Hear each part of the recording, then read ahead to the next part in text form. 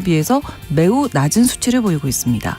지금도 인천공항에서는 난민 신청자가 심사도 받지 못한 채 수개월간 노숙을 하는 사례들도 있는데요. 오늘 브런치 초대석에서는 난민 신청자들을 도와주고 불합리한 난민제도 등을 꼬집고 있는 분이십니다. 공익변호사들의 모임인 두루의 이한재 변호사 모시고 이야기 나눠보겠습니다. 6월 30일 금요일 신성원의 뉴스 브런치 문을 여겠습니다.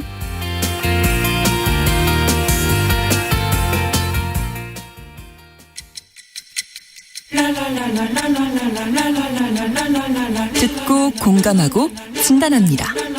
우리 사회를 바라보는 새로운 시선. 신성원의 뉴스 브런치 뉴스픽. 뉴스 브런치 청취자 여러분과 함께 소통하며 만들어갑니다. 짧은 문자 50원, 긴 문자 100원이 드는 샵 9730, 우물정 9730번으로 의견 보내주실 수 있고요. 또 라디오와 콩 앱으로도 많이 참여해 주시기 바랍니다. 금요일의 뉴스픽은 한겨레 신문 박다혜 기자, 장윤미 변호사 두 분과 함께하겠습니다. 어서 오십시오. 네, 안녕하세요. 네, 안녕하세요. 자, 저희가 지난 월요일에 20대 노동자가 승강기를 혼자 고치다가 사망한 사건 이야기 나눴었고, 또 어제는 뱃속에 태아를 잃는 유산도 산업재해에 포함된다는 내용 이야기 나눴었는데, 오늘은 또 이 한 분의 노동자가 노동 현장에서 또 목숨을 잃는 사건이 있어서 이야기 나눠볼까 합니다. 우리의 근무 환경을 이번 주 내내 좀 돌아보는 계기가 되지 않나 싶은데요. 일단 폭염 속에 근무하다 쓰러진 30대 마트 노동자신데 19일에 발생한 사건이라고요, 박대희 기자님. 네, 19일 저녁쯤에 이제 발생한 사건이고, 그날 이제 그 숨진 김아무개 씨가 오전부터 계속 오늘 몸 상태가 좀 좋지 않다 이렇게 말씀을 하셨다고 해요. 그래서 네. 이제 주차장 한켠에서 좀 쉬다가 이제 쓰러져서 병원에 이송이 됐는데, 이제 안타깝게도 결국 이제 숨을 거두시게 됐고, 이제 이분이 하시던 업무가 뭐였냐면 저희 뭐 대형마트 가면 카트 정리하시는 분들 네. 계시잖아요, 주차장에서. 그래서 이 카트 정리를 하고 계셨는데, 이게 카트가 이제 막 100개, 200개씩 모이면 그걸 끌고 가는 네네. 엄청난 사실 노동인데, 그거를 이제 계속 주차장에서 하셨고, 이 하남시에 있는 이 대형마트를 보니까 아예 오픈이 돼 있는 실외 공간이래요. 그러니까 주차장이요? 보통 지하 주차장 이런 개념이 아니고 아예 외부로 오픈이 돼 있는 공간이다 보니까 네. 이 날이 더울 때 햇빛을 계속 받을 수밖에 없는 그런 구조인 거죠. 네. 그래서 이제 그 직원분들, 동료 직원분들 인터뷰를 한 내용들을 보면, 손님들도 여기 왔을 때 여기 왜 이렇게 더워 이렇게 말을 할 정도로 이제 굉장히 덥고, 근데 이 주차장에서 이제 1시간에 쏟아져 나오는 게 거의 200개 안팎 된다고 해요. 그래서 그걸 계속 나르다 보니까 아까 그 진행자분께서 말씀해 주신 대로, 그러니까 올해 그러니까 11시부터 9시까지 하루가 채 안 되는 시간인데, 반나절 정도에 43,000보를 걸었다고 이제 말씀을 하셨잖아요. 만보도 우리가 채우기 힘들잖아요. 하루에 일부러 만보 운동을 채우기도 해도 어렵고, 제가 이제 이번 주에 이제 여행을 갔다 와서 하루 종일 걸어 다니잖아요. 그래도 2만보가 될까 말까였거든요. 근데 그거를 43,000 하루도 보면? 되지 않는 시간에 43,000보를 걸었다는 거는 너무 경무에 시달렸다는 거를 사실 그러네요. 보여주는 지표라고 생각이 들거든요. 그러다 보니까 이거를 계속 나르다가 이제 좀 그 경무에 시달린 게 영향을 미치지 않았나, 이 더운 날씨에. 그 폭염주의보였었다고 하니까 그 당시의 날씨가 당시에 33도였거든요. 그래서 33도의 날씨에 거의 한 26km 정도를 계속 걸어 다니셨다고. 그것도 이제 그냥 내가 걸은 게 아니고 네. 엄청 무거운 철제 카트 200개를 들고 이제 밀면서 걸었다고 생각을 하시면 이게 그렇죠. 얼마나 경무인지를 사실 상상하실 수 있을 것 같습니다. 그러니까 대형마트에서 일하시는 분들께 휴게 시간이 있죠. 네. 근데 법적으로 어떻게 되는지. 이 대형마트 같은 경우에는요, 3시간에 15분의 휴게 시간을 부여했다라는 거예요. 근로기준법에는요, 휴게 시간이 딱 법으로 정해져 있습니다. 네. 일단 근로시간이 4시간이면 30분의 휴게 시간은 의무적으로 부여해야 되고요. 네. 30분 이상, 8시간이면 1시간 이상을 부여해야 됩니다.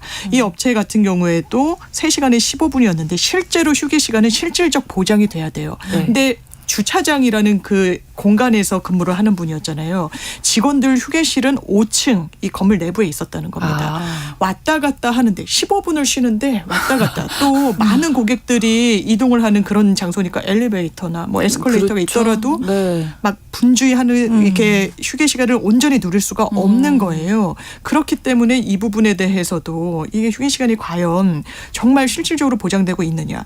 그리고 이런 주차장들 저희도 대형마트나 백화점 이용하다 보면 뭐 지하에 있는 공간도 마찬가지인데 상당히 덥습니다. 그렇죠. 그래서 맞아요. 건설 현장이나 이런 옥외에서 이 업무를 해야 되는 노동자 보호를 위해서 관련 부처에서는요.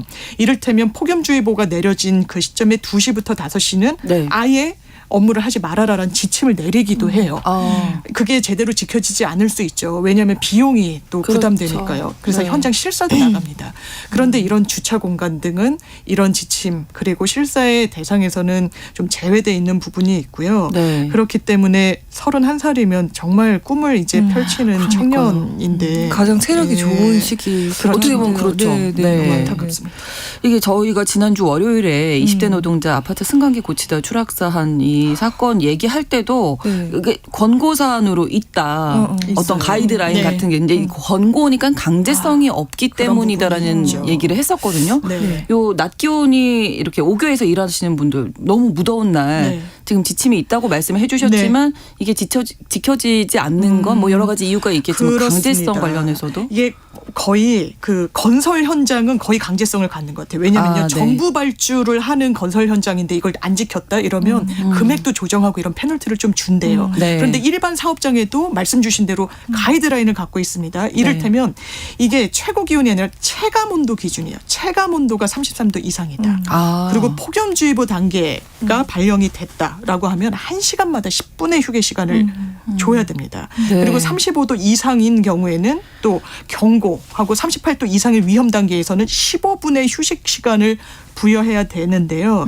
이게 현장에서 유명무실한 경우가 많고요.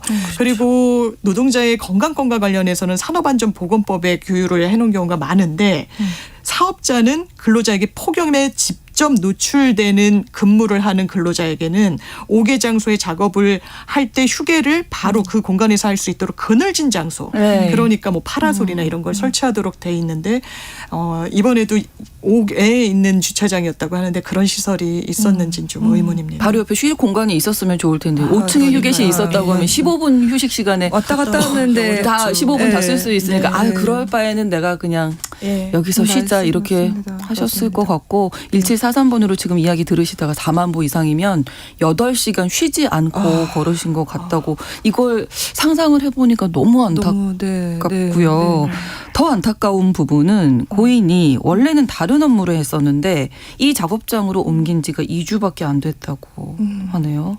맞습니다. 원래는 사실 계산 업무들을 하다가 이제 옮기셨다고 해서 아마 이제 이 업무 자체가 사실 익숙하지 않은 상태에서 그럴 조금 수도 더 이제 있겠네요. 과로를 하신 어떤 그런 면도 있지 않을까 싶고 사실 진짜 안타까운 거는 이 모든 거는 예방할 수 있다는 문제인 것 같아요. 하나씩 따지고 보면 이런 게 지켜졌으면 뭐 이런 생각이 들어서 맞습니다. 그 아까 말씀해준 대로 이제 사실 이미 산업안전법 그 규칙에 이제 휴게와 휴게 시간을 다 마련하라고 돼 있거든요. 폭염에. 근데 이게 사실 실시간으로 근로감독을 할 수 없는 거다 보니까 이렇게 사실 이번처럼 사건이 발생하면 이후에 뭐 산안법이나 뭐 중대재해처벌법에 의해서 뭐 그 대형마트를 어떻게 처벌할 것이냐가 논의될 수는 있겠지만 이분의 어떤 사망을 미리 막지 못했다는 점은 좀 되게 안타깝고 이 동료분들이 이제 국회에서 한 23일쯤에 기자회견을 하셨어요. 그래서 이제 실제로 이 대형마트의 평소 근무 환경이 어떻게 되냐 이거를 좀 살펴봤더니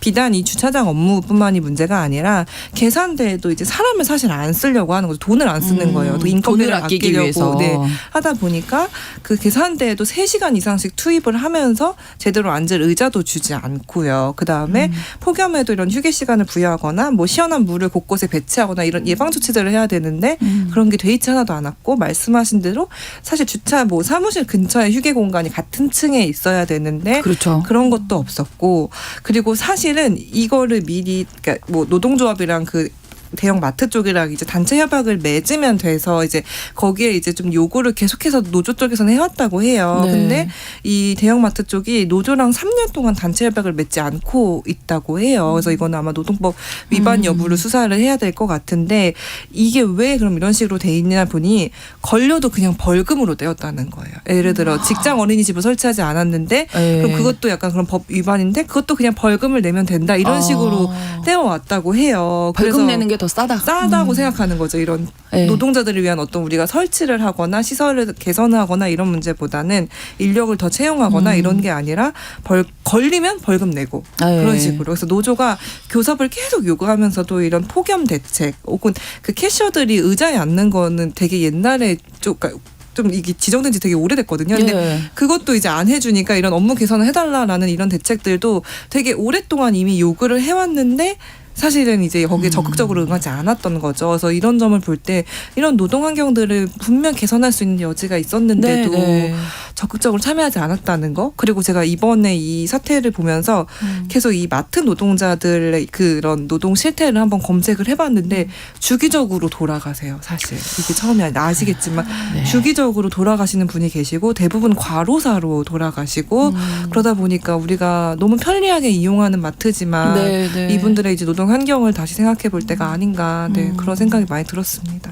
자, 그러면 지금 이분이 산재 신청을 하면 뭐 봐도 인정이 될까요? 한번 그게 좀 면밀하게 따져봐야 되는 부분이 있습니다. 일단 사망이라는 결과와 그 중간에 그러면 업무와 관련이 돼서 돌아가셨어야 네. 되는 건데 그쵸. 이를테면 여러 가지 따져보는 지표들이 있죠. 평소에 질환이 있었는지 그리고 그 당시 상황이 사망에 이를 정도로 작업 환경이 굉장히 좋지 않았는지 여부 등에 따라서 사실 산재 여부가 달라지게 되는데요. 네. 폭염이 산재로 인정된 제가 사례를 한번 찾아봤는데 네. 그렇습니다. 처음에는 산재 불승인이 났어요. 아파트의 건설 현장에서 근무를 하는 노동자였는데 아파트 완전 바깥이 아니라 아파트의 형체가 어느 정도 다 갖춰진 내부에서 바닥 미장 작업을 했던 거예요. 네. 그런데 여름이었습니다. 바닥 미장이니까 열기가 막 올라오고 이러는 거예요. 그렇죠. 그런데 왜 처음엔 불승인이 났냐면 심장 질환이 평소에 지병으로 라는 부분 그리고 완전 옥 외는 아니었다. 이게 실내에서 했던 부분이었어서 네. 이게 바로 업무와 연관성이 있다라고는 보기 어렵다고 했는데 법원 제가 하급심 결론이긴 한데 산재라고 봤어요. 왜 그러냐면요. 이 진단을 받아봤더니 질환이 평소에 내재적으로 갖고 있더라도 폭염이라는 변수가 없었으면 사망에까지는 이르지 않았을 거라는 그런 부분이 있었고요. 네. 또 이분이 쓰러졌을 때 동료들이 어떤 행동을 했느냐.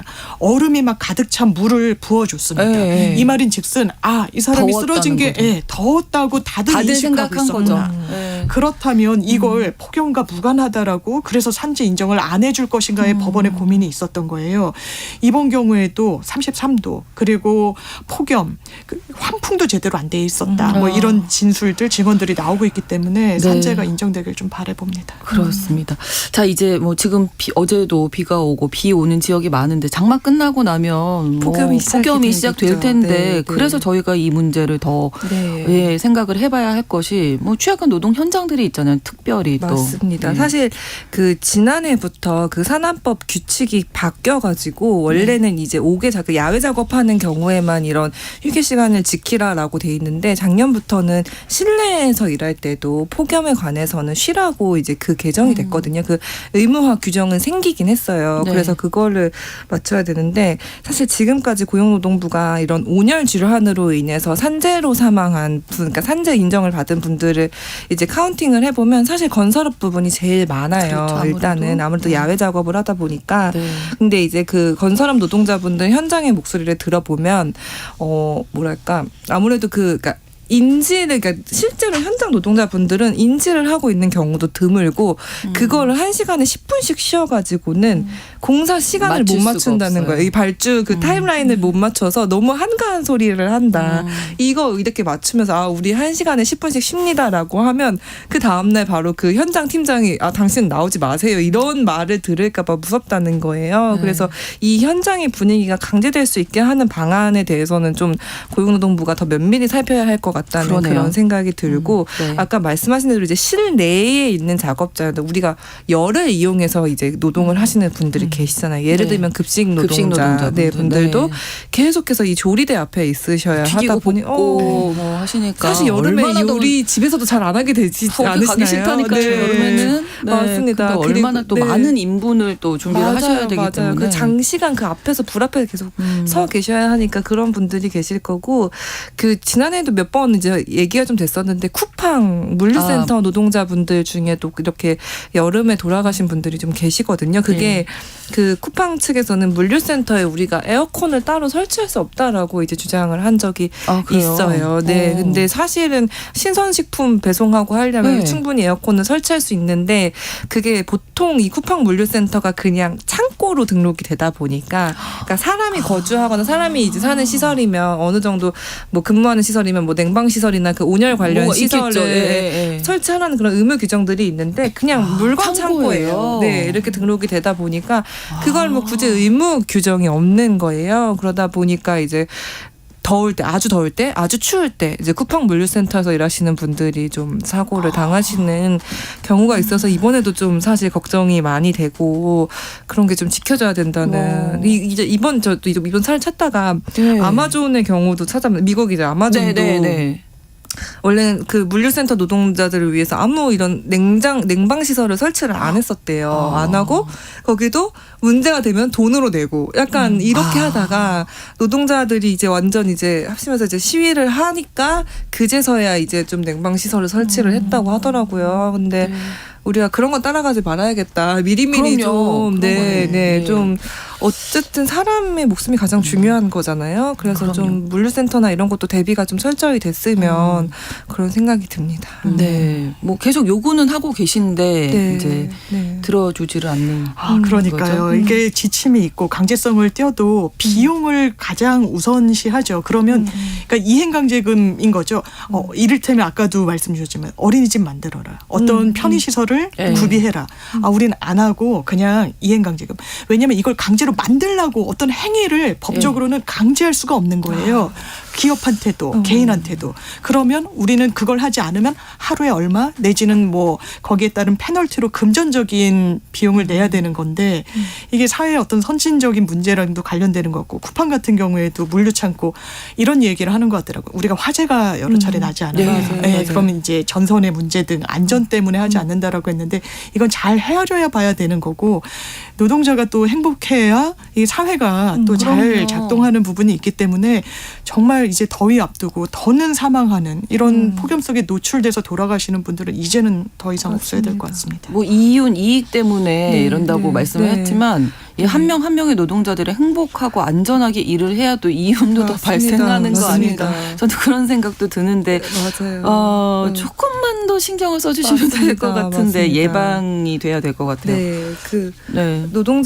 이게 제 노동자들의 환경을 얘기할 때마다 전태일 사망이 언젠데 우리 몇십 년이 지나도 왜 약간 이런 그대로 이런 얘기를 계속 해야 될까 안타까운 부분이 있는데 그 마트 노동자에 대한 얘기가 나온 김에 제가 하나 더 이제 말씀을 네, 드리고 네. 싶은 게 사실 마트 노동자분들이 되게 오랫동안 투쟁해서 일요일 그 휴일하는 그 권리를 얻어냈었어요. 이제 이분들이 그 아시다시피 이제 주말에 이제 쉴 수 있게 네. 되면서 사실 처음으로 뭐 가족이랑 주말을 보낸다거나 이런 일들이 좀 발생을 했는데 이게 최근에는 이제 지자체별로 자율 규정을 둬가지고 대구 같은 경우는 지금 일요일 휴무를 없앴거든요. 네. 그러다 보니까 일요일에도 나와서 일을 하시게 된 그런 맥락이 있는데 그리고 이제 이게 그 사람들이 마트 노동자는 줄이면서 저희가 요즘에는 이게 편리함을 대가로 배달 받잖아요. 네. 그 배달 받는 그걸 또 이제 피킹 노동자라고 하더라고요. 이런 이제 직종도 생기고 그래서 약간 우리가 마트 노동자들의 어떤 그 노동 현실에 대해서 한 번 더 고민을 해보고 우리는 그러니까 이용자들은 일요일에 한 번쯤 안 가도 미리 생각하면은 사실은 사다 놓을 수도 있는데 이게 그 대구처럼 이제 일요일에 근무하는 게 필수적인가 약간 이런 거에 대해서 좀 같이 생각해보는 그런 좀 계기가 됐으면 하는 그런 바람이 있습니다. 네. 9539번으로 마트 가면 어르신들이 일하시는 경우도 많이 보게 대부분 되는데 중장년이죠. 그렇죠. 네, 네. 정말 처우가 좀 많이 좋아졌으면 좋겠다는 말씀도 남겨주셨습니다. 이야기 첫 번째 이야기 마무리 여기서 하고요. 두 번째 뉴스픽으로 넘어가 보도록 하겠습니다. 아동 청소년 음란물 소지 범죄자라 하더라도 영원히 공무원이 될 수 없도록 하는 건 지나치다. 이런 헌법재판소 결정이 나왔네요. 네, 어제 나왔고 전 어제 처음에 사실 속보 보고 깜짝 놀라가지고 뭐지 약간 이랬는데 네. 이게 그 두 명이 이제 헌법 소원 청구를 했더라고요. 네. 근데 그 중에 한 명은 심지어 이제 박사방 우리 하나 너무 논란이 네네. 됐었던 박사방에 관련이 돼가지고 사실 그 형을 확정받은 사람인데 이제 국가공무원법이랑 지방공무원법에서 이거를 소지한 범죄만으로 영원히 내가 아동 청소년 관련 공무원도 아니고 일반 다른 공무직까지 다 못하게 만드는 거는 너무 지나치다라고 하면서 헌법소원 심판을 청구를 했고 그래서 이제 헌재가 어제 판결을 하기를 영원히 할 수 없게 만드는 건 좀 너무 지나치다. 근데 다만 상당 기간 정도 제한을 둘 수는 있다. 이렇게 헌법 불합치 판결을 내렸더라고요. 그래서 네. 헌법 불합치 판결을 내렸다는 거는 이제 국회가 이제 이 다음에 알아서 관련한 법을 개정하라 약간 이런 얘기인데 어제 헌재 판결을 보면은 이제 내년 5월까지는 국회가 이제 관련 법을 개정을 해야 하는 그런 상황이 됐습니다. 그 박사방 이 얘기 나오니까 그러면 이 청구인 자체가 네. 법적 처벌을 받았겠네요. 받은 사람들이죠. 네. 벌금형이 확정되고. 네. 근데 이렇게 헌법 소원을 했었군요. 그러면 네. 지금 현재는 이제 아동 청소년 관련 성범죄자는 공무원이 될 수 없도록 돼 있는 거잖아요. 그렇습니다. 그런데 이 헌법재판소에서는 그런 문제의식이 있는 거예요. 아동 청소년의 성보호에 관한 법률이 규율하고 있는 법이 상당히 많습니다. 그 N번방 사건이 터지기 전에는요. 단순 시청 아니면 소지는 처벌하지 않았던 않았었어요. 부분이 있어요. 그런데 이거는 사실 성착취물이라고 법에 들어가게 됐거든요. 원래는 그냥 무슨 동영상 뭐 이런 식으로 지칭이 됐었는데 네. 기본적인 성격이 아동 그리고 성적으로 성숙하지 않은 청소년들을 대상으로 하는 범죄라는 걸 명확하게 법에 넣으면서 네. 시청, 소지도 처벌을 할 수 있도록 한 거예요. 그런데 이게 아청법을 단순히 어겼다라고 해서 공무원을 영원히 못하게 하는 것이 과연 맞느냐라는 문제 제기가 있었던 거예요. 그렇다면 일단 그렇습니다. 경중을 따져볼 수 있겠죠. 네. 범죄. 이걸 단순히 누가 올린 것을 본 사람과 네. 그걸 제작하는 사람의 네. 법적 평가는 완전히 다릅니다. 법정형도 다르고. 그리고 이 공무원직. 지금 공무원은요. 7급 이상은 20살 이상이면 대한민국 국민 누구나 응시할 수 있어요. 네. 8급 이하는 18살 이상이면 응시할 수 있습니다. 범위가 상당히 많아요. 그러네요. 근데 이를테면 20살에 단순 시청 내지 소지로 뭐 벌금형을 받았다. 영원히 공무원을 못하게 하는 게 과연 맞느냐라는 문제의식이 있어요. 필요 최소한의 원칙에 좀 위반된다라는 겁니다. 그래서 법원에서는 이거는 좀 6대2로 나왔거든요. 물론 네. 2명에 대해서는 이거 합헌이다. 이거 괜찮다라고 했지만 나머지 6명은 5월 31일까지 내년 법을 바꿔라 네. 라고 결정을 내렸는 데는 이런 부분이 있는데 이 사람들은 공무원 시험을 실제로 준비하는 사람들인 거예요. 그렇죠. 예, 하다 네, 보니까 예, 아, 자기가 침해를 받는다라고 관련 규정에. 왜냐하면 제3자가 이 법률 위헌이네라고 해서 문제 제기를 할 수 있는 네. 제도가 아니다 보니까 이런 식의 결론이 났는데 이 부분에 대해서는 논란이 좀 앞으로 계속될 것 같습니다. 네, 요 부분 잠시 후에 저희가 또 네. 다뤄보도록 하고요. 뉴스브런치 1부 여기에서 잠시 마치도록 하겠습니다. 2부에서 뉴스픽 이어갑니다. 11시 30분부터 일부 지역에서 해당 지역 방송 보내드리겠습니다.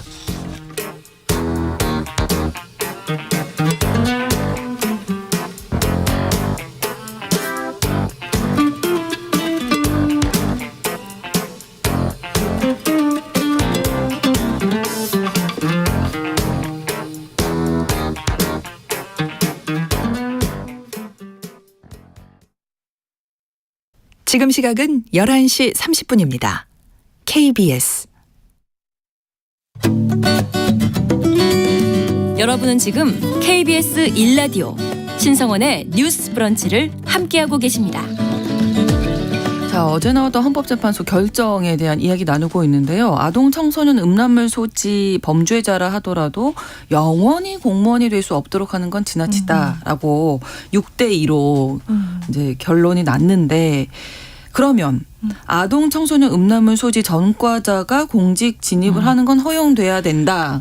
이렇게 그럴 들리잖아요. 수 있죠. 맞습니다. 그래서 맞습니다. 그걸 네. 정확하게는 이제 국회에 공을 넘긴 거잖아요. 예, 내년 예. 5월 31일까지 법 개정하라. 그러면 아동 청소년 선보 이 부분이 이제 소지자가 문제가 된 거예요. 그러니까 영상물을 클라우드에 접속해가지고 본인이 갖고 있었거든요. 네, 이제 네. 아동 청소년 성착취물을. 네. 그럼 그 사람 같은 경우에 바로 공무원 임용이 되느냐 그렇게 법률을 만들지 않아도 됩니다. 왜냐하면 시한을 영원이라고 둔 게 너무 과도하다는 부분인 거예요. 그래서 만약 그 혐의로 처벌을 받았다면 네. 이를테면 3년으로 할지 5년으로 할지 이거는 입법자의 결단인 거죠. 아. 공무원의 결격으로 두는 부분에 대해서는 네. 한시적으로 그 가이드라인을 줄 수밖에 없을 거고요. 또 이미 과거에 좀 유사하지만 좀 다른 헌법재판소 판결이 나왔던 거니까요. 네. 아청법 위반자를 어떤 범죄의 경중 이런 걸 헤아리지 않고 교원이 될 수 없도록, 그러니까 교사가 될 수 없도록 하는 거는 너무한 거 아니냐라고 또 한번 헌법소원이 제기된 적이 있었어요. 그때는 이건 합헌이다. 예, 초중 교원과 관련해서는 성범죄 전력이 그게 벌금형에 그쳤든 집행유예든 실형이든 교육공무원법이 아예 교원이 될 수 없도록 규정하는 건 맞다라고 헌법재판소가 냈어요. 그러니까 이거는 교육과 무관한 다른 직종 공무원에게까지 시기적 제한 없이 공무원을 못하도록 하는 것은 좀 과도한 거 아니냐라는 부분이 녹아져 있는 것 같습니다. 박도혜 기자님이 하실 말씀이 좀 네. 있으신 것 같은데요.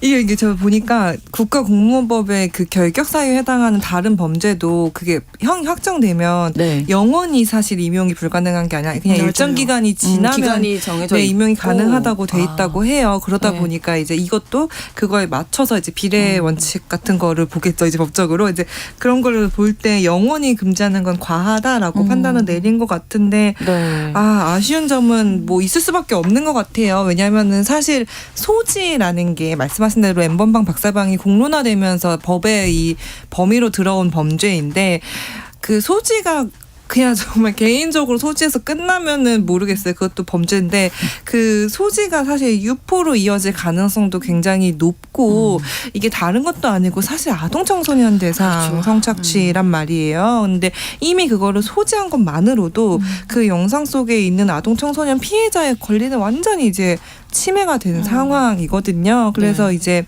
사실 여성단체들도 좀 아쉬움을 많이 표한 게 어떤 그러니까 개인의 이게 공무담임권과 뭐 평등권, 기본권을 침해했다라고 해서 이거를 냈는데 왜 이 어떤 이 비교를 할 때 그 아동 청소년들의 어떤 그 인생과 그들이 받는 피해에 대해서 과연 이게 충분히 고려가 된 네. 어떤 판결인 것인가에 대한 아쉬움을 좀 많이 표하시긴 하셨어요. 그리고 네, 좀 저는 개인적으로 좀 아쉬운 것 같아요. 어떤 이런 법적인 이 부분은 제가 잘 몰라서 그러니까 그 비례가 어떻게 맞춰져야 되는지 제가 함부로 얘기하기는 조금 어렵지만 이런 게 사실 사회적으로 시그널을 주는 것도 있다는 생각이 들거든요. 이게 얼핏 들었을 때는 그러면 그렇죠. 범죄자도 맞습니다. 공무원 이렇게 되거든요. 그리고 역시 소지만은 그러니까 왜냐면 그 소지죄가 사실 만들어질 때도 그 막 반대하는 목소리가 굉장히 컸어요. 그냥 내가 개인적으로 소장해서 보겠다는데 이걸 무슨 범죄로 만드냐 약간 이런 식으로 우리나라에서 사실 야동이라는 것 그게 옛날에 시트콤에도 나왔고 네. 예능에서 네, 되게 네, 네. 막 그냥 이렇게 재밌게 막 뭐 이렇게 오락거리처럼 다뤄지고 있죠. 너무 네, 네. 가볍게 다뤄지는 이 문화에서 네. 그거를 소지한 거를 갑자기 우리를 범죄자로 만드냐 이런 논란들이 굉장히 있었기 때문에 근데 그럼에도 불구하고 이걸 범죄에 포함시킨 건 우리가 어떤 성착취물이라는 거에 대한 경각심을 좀 높이고 사회적으로도 이걸 민감하게 대응하자. 특히 아동 청소년에 대해서는 네, 네. 이런 어떤 이 취지가 있어서 만들어진 건데 이렇게 이런 판결이 나올 경우에 거봐 역시 이거는 지나친 범죄야. 이거를 범죄로 만드는 거는 역시 잘못했다고 헌재도 약간 판결하잖아. 약간 이렇게 읽힐 수 있을까봐 좀 걱정되는 좀 맞습니다. 부분이 있어요. 예. 그리고 사실 또 하나 걱정은 네. 과연 국회가 내년까지 관련 법을 만들까? 왜냐하면 관련 법이 안 만들어지면 네. 이 조항이 사라지는 그렇죠. 거잖아요. 없어지는 왜냐면 거죠. 효력이 없어지는 그렇죠. 거기 때문에 그냥 아청법 위반한 사람들이 그때 공무원을 다 그럴 수 있죠. 볼 수 있는 거죠. 그렇게 되기 때문에 이거랑 지금 비슷한 게 낙태죄 폐지가 됐는데 국회에서 지금 법을 안 만들어가지고 완전히 지금 공백 상태에 놓여져 있거든요. 근데 내년에 저희 늘 법적인 부분 얘기할 때 늘 변수로 두는 게 내년 4월에 총선이 있고 네. 국회가 끝나는 시점에 이제 사실상 모든 두 정당이 이제 선거 체제로 돌입하고 있는데 과연 이게 그 내년 5월까지 통과될 수 있을까? 그 전에 네. 조금 더 이게 붐업이 돼서 이슈화가 돼야 될 것 같은데 그렇죠. 네. 그게 가능할까? 내년 하는 좀 5월 31일까지여서 네. 시기도 애매해요. 너무 선거 기간이랑 겹치죠. 네. 예. 그런 우려가 좀 있습니다. 네. 짚어주신 대로 헌재의 소수 의견도요. 아동 청소년 성착취물이라는 거의 특수성을 감안해야 된다라는 의견 개진을 했어요. 네. 이런 걸 소지하고 있는 사람은 굉장히 습성을 보인다는 거죠.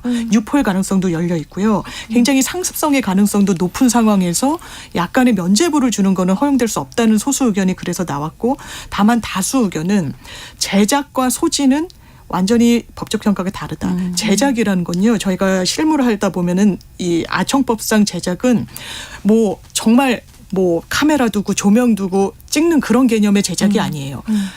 미성년자한테 당신이 스스로 너 영상을 한번 찍어서 나한테 보내봐라고 시키는 것도 제작이라고 맞습니다. 법적으로 인정을 합니다. 상당히 넓게 인정을 해요. 그러네요. 네. 그럼 청소년과 아동에게 직접적인 위해를 가하는 그 제작과 소지는 또 직접성 면에서는 상당히 다르다는 게 또 다수 의견으로 이번 판결에 담겨져 있는 부분도 있습니다. 네. 아무튼 내년 5월 말까지 이제 법 개정이 돼도 간단치는 않은 문제인 것 같습니다. 간단치가 이게 않죠. 이게 네. 어떻게 될지 뭐 반발도 엄청 날 것 같고요. 맞습니다. 여야가 어느 정도 선에서 합의를 이룰 수 있을지 사실 그게 좀 의문이기도 하고 네. 그래서 일단 이게 논의 테이블에 올라올 수 있을까? 저는 그게 가장 변수인 것 같아요. 왜냐하면 네. 아마 오늘이나 이번 주 중으로 그 저희 왜 출산 통보제 몇 네, 번 네, 얘기했잖아요. 네, 그게 네. 아마 본회의 통과할 걸로 그렇죠? 보이는데 그것도 사실 네, 네. 지금 사건이 계속 터지고 있다 보니까 이게 사실 올라온 거거든요. 그 거의 관련해서 법률 한 10건이 계속 국회에서 계류가 돼 있다가 근데 이게 갈수록 이런 경향이 좀 높아지고 있어요. 그러니까 법률 발의 건수는 굉장히 많아져서 많죠. 네. 심사도 어렵고 그거를 다 한 번씩 돌아보기도 어려운 게 현실인데 그러다 보니 어떤 사회적으로 이슈가 되는 사건들에 대해서만 지금 약간 심사가 이루어지는 그런 경향들이 있고 네. 그러다 보니까 이게 어제 헌재 판결이 나왔는데 딱히 그 이후에 정치권이나 국회에서 뭔가 이런 응답성으로 나온 게 아직 없단 말이죠. 그래서 어떤 의원이든 어떤 좀 의지를 가지고 국회 안에서 계속 목소리를 좀 내줘야 이게 논의가 될 수 있을 것 같은데 네. 그러길 바라야죠. 그러길 바라야겠죠. 네. 예, 네. 어떻게 될지 네. 지켜보도록 하겠습니다. 금요일에 뉴스픽 마무리하도록 하겠습니다. 한겨레 신문 박다혜 기자, 장윤미 변호사 두 분과 함께했습니다. 고맙습니다. 감사합니다. 신성원의 뉴스 브런치는 여러분과 함께합니다. 짧은 문자 50원, 긴 문자 100원이들은 샵 9730, 무료인 콩앱과 일라디오 유튜브를 통해 참여해주세요.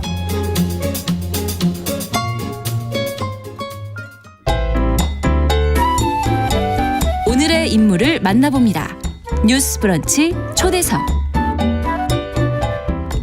뉴스 브런치 함께하고 계시고요. 지금 시각 11시 39분 향하고 있습니다.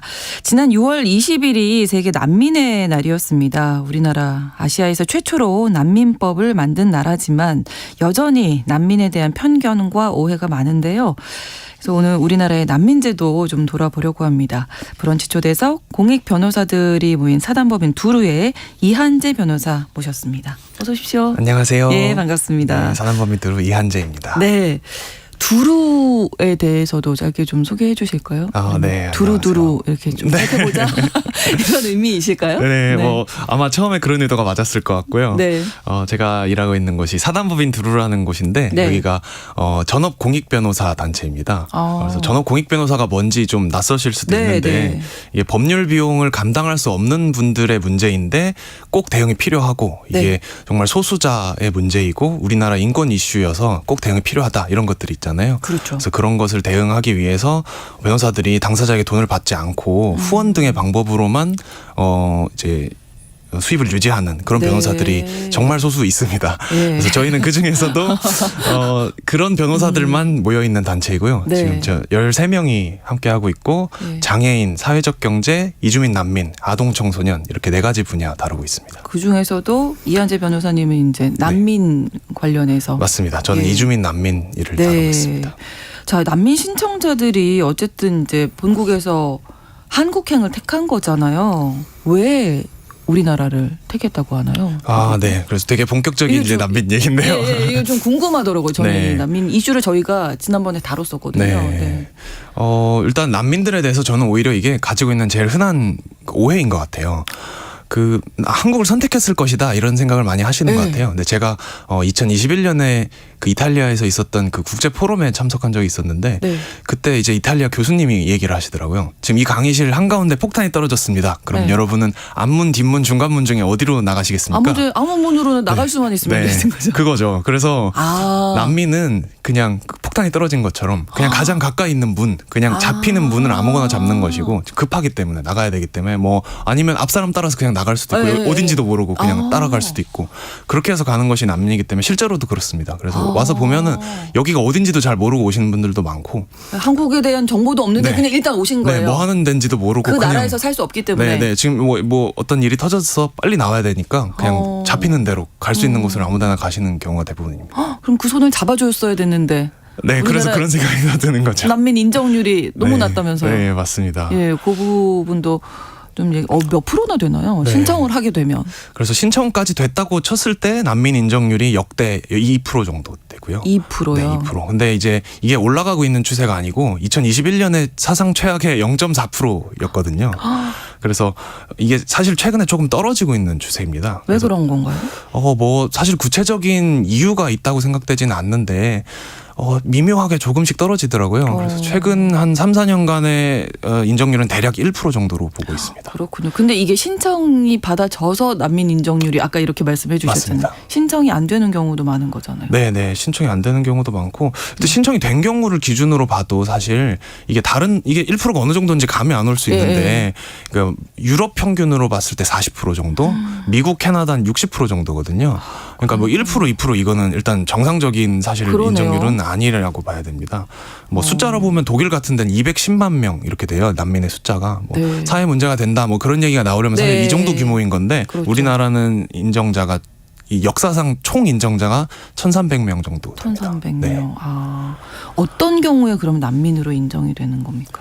네, 그 난민 인정 요건 같은 게 사실 그 법에도 정해져 있지만 이거는 전 세계가 동일합니다. 아. 이게 우리가 법으로 정해서 그냥 인도적인 차원에서 인정해줄게 이런 제도가 아니고요. 네. 전 세계가 합의를 해서 다 같이 협약을 맺어서 만든 제도입니다. 그렇군요. 그래서 네. 이 협약을 그대로 번역을 해서 우리나라 법에도 넣어놨는데요. 이거를 이제 좀 간략하게 말씀드리면 뭐 간략해도 복잡한데 인종, 종교, 국적, 네.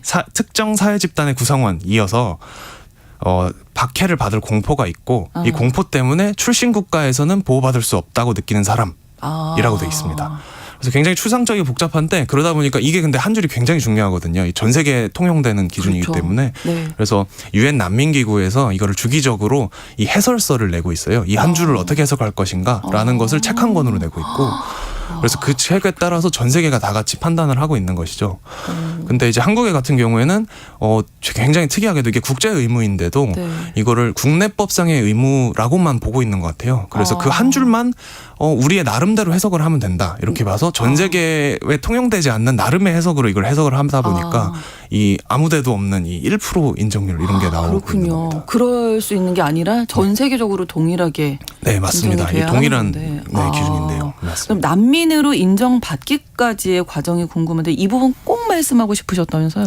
네, 사실 뭐 제가 주로 집중하고 있는 게 네. 이 과정을 좀 더 정당하게 만들자는 것에 가깝습니다. 뭐 굉장히 뭐 지금 전시적으로 10만 명 받자 이런 게 아니고요. 네. 그냥 지금 들어와서 신청하신 분들 정상적으로 심사를 하자 이건데요. 네. 뭐 딱 두 가지 포인트만 네. 찝어서 말씀을 드리고 싶어요. 그러니까 맨 처음에 왔을 때 전 이게 제일 문제인 것 같은데 제가 이제 난민이에요. 뭐 네. 어떤 국가에서 왔다고 비행기 치고 타고 왔어요. 네, 비행기 타고 인천공항에. 왔어요. 네. 네, 떨어졌어요. 인천공항에 도착했다고 치고 네. 여기까지가 사실 어려운 건데 뭐 여기까지 무사히 했다고 네. 치고 그럼 도착해서 제가 난민입니다. 신청하겠습니다 하면 그때 신청이 되는 게 아니에요.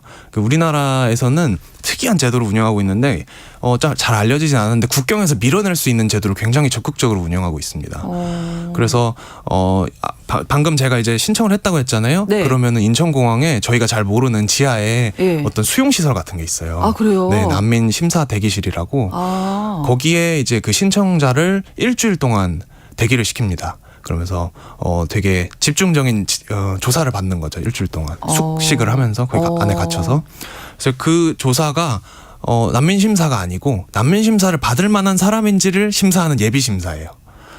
그래서 그걸 통과해야 신사를 받는 겁니다. 근데 이제 이게 너무 특이한 제도인데 이걸 통해서 전체 신청자의 한 60% 정도가 걸러집니다. 그래서 이거 다른 나라에는 없어요? 다른 나라에 유사한 제도가 있기는 한데요. 이 동일한 법을 독일 같은 데서 따온 거예요. 독일의 동일한 법 조항을 가지고 어떻게 운영을 하냐면 이 법 조항이 똑같은데요. 뭐 이를테면 그 본인이 전쟁 범죄자인데 도망온 경우이거나 아니 본인이 그냥 형사 살인범인데 도망온 경우이거나 뭐 애초에 그냥 그 아예 정보 자체가 전부 다 가짜인 경우 이런 경우에 심사를 거부할 수 있다 이렇게 돼 있어요. 지금 우리 법도 그렇게 돼 있습니다. 그래서 그렇게 돼 있다 보면 사실 거기에 해당되는 경우가 굉장히 적을 거잖아요. 그렇게 많지는 당연히 10%가 넘지 않고요. 그 정도로 운영이 되고 있는데 우리는 똑같은 법을 가지고 이걸 이상하게 해석을 해서 변칙적으로 운영을 하고 있는 거죠. 60%를 거부한다는 거는. 그렇군요. 그 다음에 이제 예비 심사 통과했다고 하고. 네, 예비 심사를 통과를 했다고 치고 이 일주일을 잘 견뎌서 60%는 좀 거부되지만. 이거를 이제 40%가 안에 들어서 들어왔습니다. 들어오면은 이게 공항에서 그렇게 안 받고 싶어 했으니까 엄청 열심히 빨리 심사를 할 것 같잖아요. 근데 그렇지가 않고 난민 신청을 이제 국내에서 하면 거기서부터 이제 그 1%의 심사가 시작되는데 그 1% 안에 들기까지 뭐 얼마나 어렵다 이런 건 차치하고서라도 첫 심사 결정이 나오는데 평균 17개월이 걸립니다. 17개월이요? 그럼 1년 반 정도 걸리는 건데? 맞습니다. 1년 반이고요. 뭐 아랍어를 쓴다거나 좀 소수 언어를 쓴다거나 이러면 통역 문제 때문에 처음 조사관 얼굴을 보는 데까지 보통 한 2년이 걸립니다. 그러니까 한 2년 동안 아예 진행이 안 되는 거예요. 그럼 어디에 계세요, 이분들은? 그래서 그 모든 게 문제인 거죠. 이분들한테 뭐가 보장이 되고 이런 게 아니고 심지어 이제 처음 6개월은 취업도 하면 안 되고 아무것도 하면 안 되거든요. 그러니까 들고 온 돈을 계속 쓰기만 해야 되는 거예요. 근데 아무리 본인이 막 굉장히 부자여도 뭐 여기보다 물가가 싼 나라에서 온 경우가 많은데 뭐 우리 경우에도 실직 상태에서 6개월 지내기 힘들잖아요. 그럼요. 여기서 뭐 집 구하고 생활비 내고 하면서 아무것도 못 하고 지내야 되는데 뭐 사실상 이거 자체도 밀어내는 거죠. 이렇게 해서 버틸 수 있는 분들이 많지 않기 때문에. 그래서 이렇게 해서 불법 취업을 했다 이러면은 불법 취업을 사유로 강제 퇴거를 시키고. 그래서 굉장히 아예 그 심사를 받는 데까지가 너무 어렵습니다. 그러면 자꾸 이제 해외 얘기를 할 수밖에 없는데 뭐 독일이나 다른 곳에서는 이 기간이 어느 정도나 걸려요? 난민 심사에서 인정받기까지. 네, 뭐 나라마다 조금씩 다릅니다만 이제 평균적으로. 뭐 유럽 평균이 한 40일, 50일 정도 되고요. 좀 급박한 국가 이를테면 뭐 그 전쟁이 터진 나라들 있잖아요. 그런데 좀 급박하고 뭐 당연히 돌아가면 안 되고 이런 경우에는 일단 다 뭔가 비자를 주고 머물 수 있게 한 다음에 본심사를 진행을 합니다. 심사를 하고. 좀 답답하네요. 이게 좀 과정을 그래서 이렇게 말씀을 꼭 하고 싶으셨다고. 최근에 기자회견을 하셨습니다. 저희가 지난주인가요? 저희 이 문제 다뤘었는데 지금 공항에서 난민을 인정해달라고 하면서 북아프리카 출신 난민 신청자가 9개월째 노숙 생활 중이신 거잖아요. 근데 이제 난민 신청 자체 할 수 없다라고 저희는 이제 그때 뉴스로 전해드렸었는데 왜 그런 건가요? 네, 이게 아까 말씀드린 그 예비 심사를 통과하지 못한 경우입니다. 이게 그 공항에서 예비 심사를 하는데 이게 왜 통과를 못한 건지 본인이 납득할 수 있게 설명이 되는 게 아니다 보니까 많은 분들이 납득하기가 어렵고 뭐 그뿐만 아니고 이게 워낙에 말씀드렸다시피 법이랑 다르게 운영이 되고 있어요. 그래서 법에는 사실 아까 말했듯이 무슨 전쟁 범죄자거나 딱 봐도 말도 안 되는 사유거나 이런 경우에만 내보낼 수 있는데 그렇지가 않고 뭐 날짜를 틀렸다 뭐 이런 걸 가지고 날짜가 틀렸으니까 넌 가짜 서류를 낸 거야 해서 통과를 안 시킨다든지 이런 경우가 굉장히 많아요. 이분은 지금 이분도 비슷한 경우고요. 뭐 구체적으로는 뭐 진술 불일치가 있다 뭐 이런 얘기를 하더라고요. 소송이 진행 중인데요. 그래서 날짜가 틀렸다 이 얘기를 제가 뭐 지어내서 한 얘기가 아니고 실제로 지난주에 준비서면으로 제가 법무부에서 받은 내용입니다. 그러니까 날짜가 틀린 거를 지금 그 법에 해당되는 사유가 없는데 뭐 그거면 내보내도 된다고 생각하는 것 같아요. 그렇군요. 네, 그래서 이분 같은 경우에는 그래서 이걸 불회부 결정이라고 하는데요. 불회부 결정을 받으신 거고. 뭐 이렇게 해서 지금 이런 경우가 법적으로 다투고 있고 이게 뭐 워낙에 부당하다고 제가 자꾸 얘기하는 게 좀 우기는 것 같아 보일 수도 있는데 이게 아니에요. 그렇지 않습니다. 이게 저희가 현실을 너무 모르니까 저희는 이제 평상시 생활하면서는 이게 느낄 수 없는 문제다 보니 좀 저도 많이 놀라고 있거든요. 네, 맞습니다. 그래서 이게 제가 이 얘기를 하는 게 통계상으로도 네. 행정소송을 원고가 이기기가 엄청 어렵거든요. 근데 난민 불회부 같은 경우에는 난민 측이 70% 이상을 이깁니다. 그러니까 법원이 보기에도 이 처분들이 너무 부당한 거예요. 그러니까 이 정도로 저는 심각하다고 생각합니다. 이렇게 공항에서 노숙하는 분들이 뭐 수십 명 된다 이런 뉴스도 봤는데 이분들 어떻게 지내고 계세요? 공항에서 그냥 그야말로 노숙하시는 거잖아요. 네, 맞습니다. 이게 사실 현인원 파악도 안 되는 것도 문제인데요. 이게 그렇군요. 어디 공개되지도 않고 저희가 네. 아름아름 파악을 해야 돼요. 그래서 정확하게 현인원이 얼마인지는 모르는데 네. 최소 3개월 이상 지금 올해 장기 노숙을 하고 계신다고 저희가 알고 있는 분만 6분이 계십니다. 6분 네. 계시고. 아. 그리고 뭐 식비 아마- 같은 거 지원되나요? 이제 그래서- 뭔가 좀 드시고 좀 힘을 내셔야 되는데. 네, 맞습니다. 그래서 네. 사실 음식이 제일 문제인데 작년까지는 정말 아무 답이 없었어요. 그래서 저희가 변호사들이 막 모금하러 다니고 아유. 그래서 막 여기저기 막 이분들 거기서 구걸도 하시고 막 별일이 다 있었는데 다행히 작년 8월에 박주민 의원실에서 새 네. 법을 이제 발의를 해주시면서 그 법이 통과돼서 작년부터는 이 공항에 있는 분들한테 하루에 2끼씩 그 밥을 주고는 있어요. 근데 네. 뭐 되게 뭐 훌륭한 밥을 드리는 건 아니고 뭐 네, 샌드위치 네. 하나 뭐 이런 거를 그래도 드리고는 있는데 뭐 여전히 굉장히 부족하죠. 근데 뭐 밥만 문제는 아니고 입을 거, 씻을 거, 뭐 그렇죠. 잘 거 뭐 다 네. 문제긴 합니다. 그러니까 대기소가 그래서 필요하다. 맞습니다. 예, 이 부분이 중요하죠. 맞습니다. 그래서 네. 제가 그때 기자회견의 주된 요지가 그거였어요. 이분들이 있을 대기소가 있어야 된다. 네, 뭐 네, 장소라도 네. 있어야 된다. 뭐 되게 대단한 걸 요구하는 건 아니고요. 전 세계의 대부분의 주요 공항에는 다 이 공간이 있습니다. 그래서 뭐 대단하게 좋은 공간 달라 이런 건 네. 아니고 뭐 어린이가 있으면 분유 먹어야 되고 그렇죠. 뭐 씻으려면 씻을 곳이 있어야 되고 정상적으로 자야 되고 애기 있는데 밤에 불은 끄고 잘 수 있어야 되고 그런 공간을 달라는 겁니다. 공항이 계속 불 켜져 있잖아요. 네, 네. 밝게. 네, 그게 사실 엄청 트라우마거든요, 애기들이. 그래서 이런 정도 상식적인 얘기고 그러려면 공항 안에는 힘드니까 네. 밖에 뭐라도 만들자는 것이고 이게 저희만 이렇게 얘기하는 게 아니고 법무부, 국회 다 필요성을 절감을 해서 다 합의가 된 상황입니다. 네. 그래서 저희가 논의를 꺼내긴 했지만 국회랑 법무부랑 손잡고 이게 가는 법안을 냈거든요. 네. 그래서 법무부가 직접 그럼 이 유휴부지를 쓰자 이런 방안도 마련을 해놨고 예산 이 정도 필요하다 다 만들어놨는데 네. 국회에서 지금 이게 통과가 안 되고 있습니다. 아, 그래서 이 국회에서 통과만 되면 네. 이게 모두가 찬성하는 법안인데 네, 네. 이분들 당장 뭐 일단 구할 수 있거든요. 네. 뭐 애기들 우유라도 줄 수 있고 밥이라도 먹일 수 있고. 오늘 본회의가 열릴 텐데 네. 빨리 통과가 됐으면 네, 빠른 좋겠네요. 통과를 바라고 있습니다. 예. 그럼 이 긴 노숙을 견디고 재판 통해서 난민 인정받은 사례도 있겠죠. 네, 굉장히 생각보다는 네. 드물지가 않습니다. 특히 뭐 제일 유명한 분이 아마 거기 계셨던 분들 중에 3세, 4세 아이들이랑 같이 계셨던 루렌도 가족이라고 불렸던 분들이 있어요. 네. 그분들 저희가 대리를 했었는데요. 이분들 최종적으로 인정이 됐거든요. 지금 이제 경기도에서 살고 계신데 아이들은 이제 어렸다 보니까 지금 거의 뭐 한국말 엄청 잘하고 학교 잘 다니고 그렇군요. 네, 셋째 따님 분이 지금 시 육상 대표가 됐어요. 달리기를 잘해가지고. 그래서 뭐 굉장히 잘 지내고 계시더라고요. 그래서 네. 뭐 이런 분들이 있을 정도로 사실 노숙하는 분들이 다 뭐 억지를 쓰고 말도 안 되는 경우가 아니고 이 들어오기만 하면 사실 심사 결과도 좋을 수 있고 잘 지낼 수 있는 분들인 경우도 많이 있습니다. 네. 난민 신청 원하는 분들 중에서 이렇게 이제 지내다 보시니까 지쳐서 떠나신다든지 뭐 본국으로 강제 송환되는 경우도 있을 텐데 네. 사실은 가기 어려운 상황이신 맞습니다. 거잖아요. 네. 그리고 말했다시피 1%가 안 되는 분들만 결국 남는 거여서 99% 이상이 어떻게든 나가야 되거든요. 그럼 버티다 막 어떻게 구금되고 막 이러다가 결국 나가더라도 돌아간다는 얘기인데 뭐 굉장히 뭐 위험한 경우가 많죠. 그래서 그렇죠. 실제로 저는 안 좋은 소식을 들은 경우도 있고요. 결국 송환되셔서 뭐 네. 안 좋게 됐다더라 이런 얘기를 듣게 되는 경우도 있고 뭐 그래서 여기서 노숙하고 막 이런 분들도 막 그런 얘기 하세요. 뭐 제가 여기서 뭐 먹지도 못하고 씻지도 못하지만 그래도 여기 있는 게 낫다. 네, 그럴 정도로 위험한 경우가 많습니다.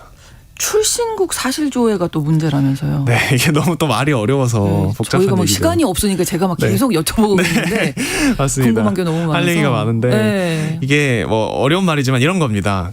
제가 이제 정치적 사유로 난민 신청을 한국에서 네, 했다고 네. 치면 이제 저의 출신국에다가 법무부가 사실조회를 보는 거예요.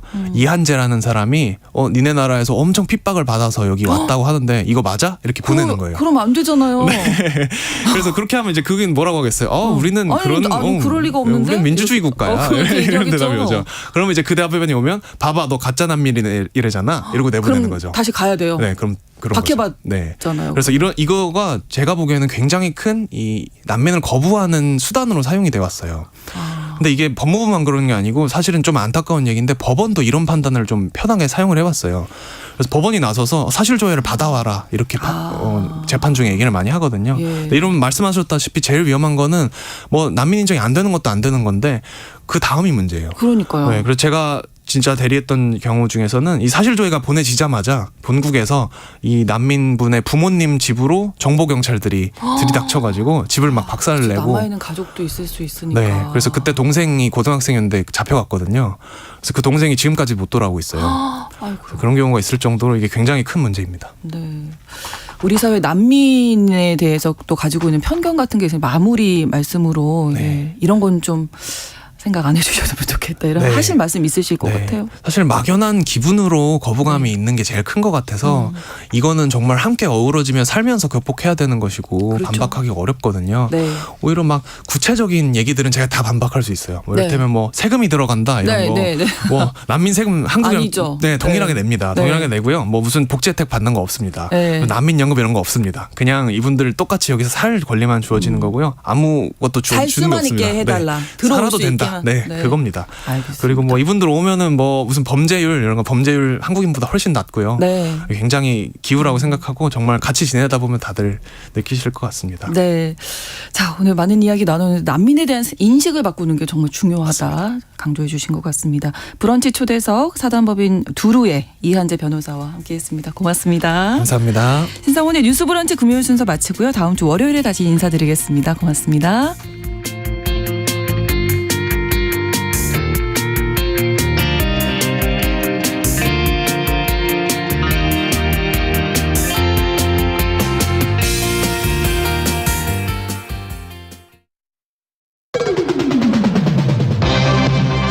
여기는 여의도 스튜디오